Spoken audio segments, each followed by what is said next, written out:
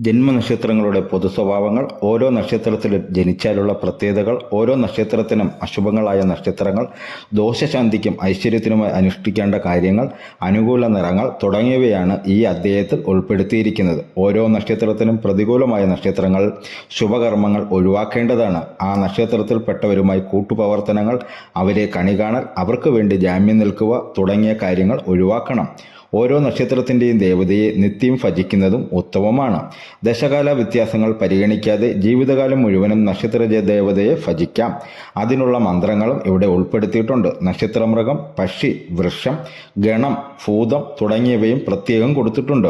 ഓരോ നക്ഷത്രജാതരും അവരവരുടെ മൃഗത്തെയും പക്ഷിയെയും ഉപദ്രവിക്കുകയോ കൊല്ലുകയോ ചെയ്യാൻ പാടില്ല. അവയെ പരിരക്ഷിക്കുവാൻ കഴിയുമെങ്കിൽ അത് ആയുവർദ്ധനകരവുമാണ്. നക്ഷത്രവൃക്ഷത്തെ നട്ടുവളർത്തുന്നതും ഐശ്വര്യപ്രദമാണ്. തൃക്കേട്ട നാളുകാർ ശുദ്ധഗതിക്കാരും ഹൃദയചാഞ്ചല്യമുള്ളവരുമായിട്ടാണ് കണ്ടുവരുന്നത്. എന്നാൽ ഇവരുടെ ഭാവനയിൽ അതൊന്നും മുള്ളവരായി തോന്നുകയില്ല. മനഃശക്തിയിൽ ഗംഭീരന്മാരും കഴിവിലും മിഴിവിലും അതുല്യന്മാരാണെന്നുമായിരിക്കും ഇവരുടെ ഭാവമെങ്കിലും യാഥാർത്ഥ്യം അങ്ങനെയല്ല. വിഷമം പിടിച്ച കാര്യങ്ങൾ സഹിക്കുവാനോ വഹിക്കുവാനോ ഇവർ അശേഷം കഴിവുള്ളവരല്ല.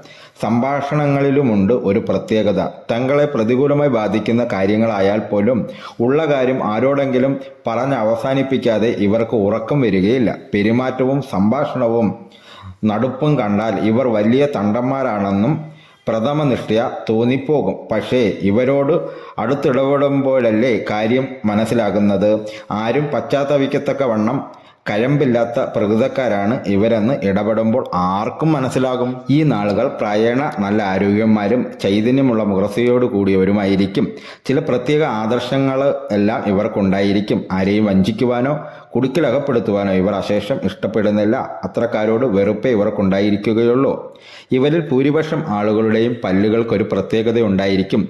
അല്പം അകന്നതോ ഉന്തി നിൽക്കുന്നതോ അതുമല്ലെങ്കിൽ നിറവ്യത്യാസമുള്ളതോ ആയ പല്ലുകളെ കൊണ്ട് ഇവർ ദന്തവൈകൃതമുള്ളവരായിരിക്കും. ചിലർക്ക് ഇടം പല്ലുകൾ ഉണ്ടായെന്ന് വരാം. കൂടെയുള്ള പനി, പീനസം, നീരിളക്കം, മൂക്കുവാർച്ച മുതലായവയോ ശ്വാസകോശം, ഉദരം ഇവയെ സംബന്ധിച്ചുണ്ടാകുന്നതോ ആയ രോഗങ്ങൾ ഇവർക്ക് പിടിപെടാവുന്നതാകുന്നു. ഇങ്ങനെയാണെങ്കിലും ഇവർ ആരോഗ്യത്തെ സംബന്ധിച്ചിടത്തോളം തീരെ ശ്രദ്ധയുള്ളവരായിരിക്കില്ല. തൃക്കേട്ട നാളുകാർ അധികവും മുൻകോപികളായിട്ടാണ് കണ്ടുവരുന്നത്. നിർബന്ധശീലവും സ്വാതന്ത്ര്യവും ഇവരുടെ ജീവിത പുരോഗതിയെ പലപ്പോഴും തടഞ്ഞു വയ്ക്കുന്നു എന്നതാണ് ഒരു വിശേഷം. ആര് തന്നെ പറഞ്ഞാലും സ്വന്തം ഗിതമനുസരിച്ചല്ലാതെ ഇവർ യാതൊന്നിനും വഴങ്ങിക്കൊടുക്കുകയില്ല. അത്തരം കാര്യങ്ങളിൽ ഒരുപക്ഷെ നേരിടാവുന്ന ദുഷ്ഫലങ്ങളെ ഇവർ മാനമായി അനുഭവിച്ചുകൊള്ളും. ഇവരിലുള്ള ദ്രുതഗതി മാറ്റിയിട്ട് സാവകാശം സ്വയം ആലോചിച്ച് പ്രവർത്തിക്കുന്ന പക്ഷം ഇവരെ പോലെ ബുദ്ധിമാന്മാരും നയശാലികളുമായി അധികമാരും ഉണ്ടായിരിക്കുകയില്ല. എന്നാൽ ചില ആദർശങ്ങളുടെ പേരിൽ പെട്ടെന്നുള്ള ശോഭത്തിന് വിധേയരായി സ്ഥലകാല പരിഗണനയോ സന്ദർഭമോ ഒന്നും നോക്കാതെ കേവലം സാഹസികമായി ഇവർ ചിലപ്പോൾ പ്രവർത്തിച്ചു പോകാറുണ്ട്.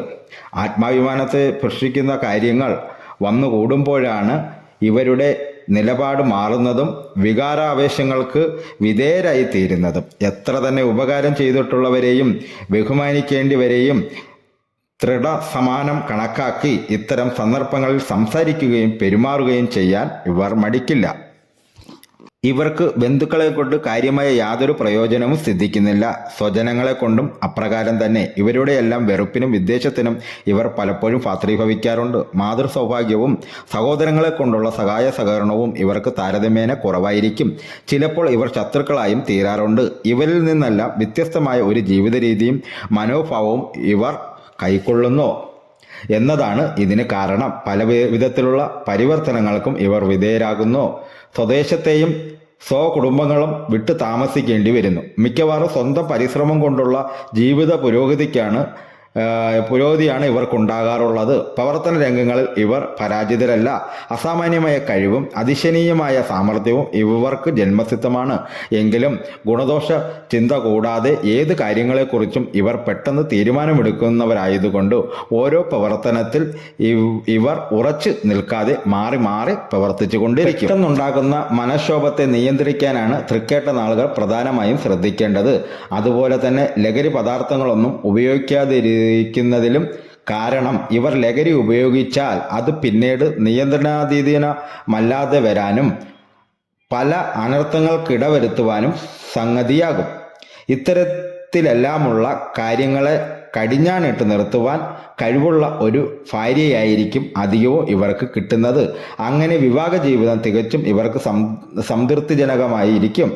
മനസ്സിന് ചേർന്നതും ഭരണസാമർഥ്യമുള്ളതും സാധു സ്വഭാവിയുമായ ഒരു ഭാര്യ ഈ നാളുകാരുടെ സ്വതന്ത്ര ജീവിതത്തിന് വളരെ സഹായകരമായിരിക്കും. ഭാര്യയുടെ ആരോഗ്യക്കുറവോ അടിക്കടിയുള്ള വേർപാടുകൊണ്ടോ കുടുംബജീവിത സുഖത്തിന് അല്പം കുറവ് വരാമെന്നിരിക്കലും ഇവരുടെ ദാമ്പത്യ ജീവിതം തികച്ചും തൃപ്തികരമായിരിക്കും. ഏതാണ്ട് 50 വയസ്സ് വരെ ഇവരുടെ പരിശ്രമത്തിന് അനുഗുണമായ ഫലപ്രാപ്തി ഉണ്ടാകുന്നില്ല. ജയത്തിൻ്റെയും അപജയത്തിൻ്റെയും കാറ്റുകൾ ഇതിനകം ഇവർക്ക് മാറി മാറി വീശിക്കൊണ്ടിരിക്കും. പ്രായേണ 18 വയസ്സിനുമേൽ ഒരു സ്വതന്ത്രമായ ജീവിത രീതി ഇവർ കൈക്കൊള്ളുന്നു. 18നും 26നും മധ്യേ പല വിധത്തിലുള്ള പ്രയാസങ്ങളും ജീവിത വൈഷമ്യങ്ങളുമായി ഇവർക്ക് മല്ലടിക്കേണ്ടി വരുന്നതാണ്. 27 വയസ്സ് മുതൽ അല്പാൽപമായ പുരോഗതി സിദ്ധിക്കുമെങ്കിലും 50 വയസ്സ് വരെ പ്രതിബന്ധങ്ങളെയും പ്രതികൂലങ്ങളെയും ഇവർക്ക് കൂടെ തരണം ചെയ്യേണ്ടതായി വന്നുകൂടുന്നു. ന്യായമായി പ്രതീക്ഷിക്കാവുന്ന സ്വസ്ഥമായ ഒരു ജീവിതമാർഗം ഇവർക്ക് 50 വയസ്സിന് മേലെയായിരിക്കും സിദ്ധിക്കുന്നത്. ശത്രുക്കളോടുള്ള പ്രതികാര പ്രവർത്തനങ്ങൾക്കും ലോക കർമ്മങ്ങൾക്കും ശില്പവേലകൾക്കും ഈ നക്ഷത്രം സ്വീകാര്യമാണ്. ഇവരുടെ ജനനം ബുധദശയിലായത് 9 വയസ്സ് വരെ സാമാന്യമായ കണക്കാണ്.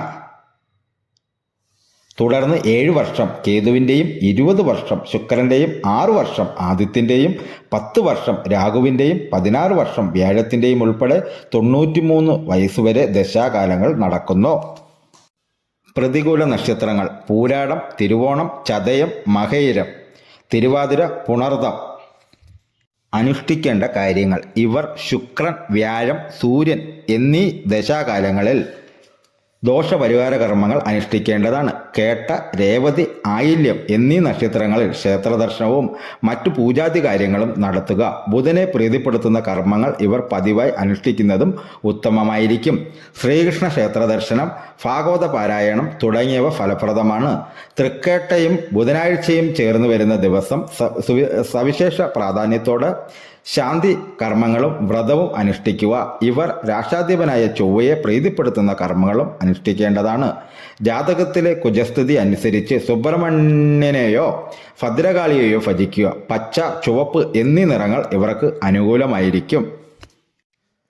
നക്ഷത്രമൃഗം: കേഴ, വൃഷം, വെട്ടി, ഗണം അസുരഗണം, യോനി പുരുഷയോനി, പക്ഷി, കോഴി, ഭൂതം, വായു. ഈ വീഡിയോ എല്ലാ കൂട്ടുകാർക്കും ഇഷ്ടപ്പെട്ട് കാണുമെന്ന് ദൈവനാമത്തിൽ വിശ്വസിച്ചു കൊള്ളുന്നു. ഈ വീഡിയോ ആദ്യമായി കാണുന്ന കൂട്ടുകാരാണെങ്കിൽ എൻ്റെ ചാനൽ സബ്സ്ക്രൈബ് ചെയ്യാൻ മറക്കല്ലേ. കൂടാതെ ലൈക്കും കമൻറ്റും ഷെയറും ചെയ്യാൻ മറക്കല്ലേ. ഈ വീഡിയോയുടെ അഭിപ്രായങ്ങൾ കമൻ്റായി രേഖപ്പെടുത്തണമെന്ന് വിനയത്തിൻ്റെ ഭാഷയിൽ അഭ്യർത്ഥിച്ചു കൊള്ളുന്നു. ഇനി അടുത്തൊരു വീഡിയോയുമായി നമുക്ക് അടുത്ത ദിവസം കാണാം കൂട്ടുകാരെ.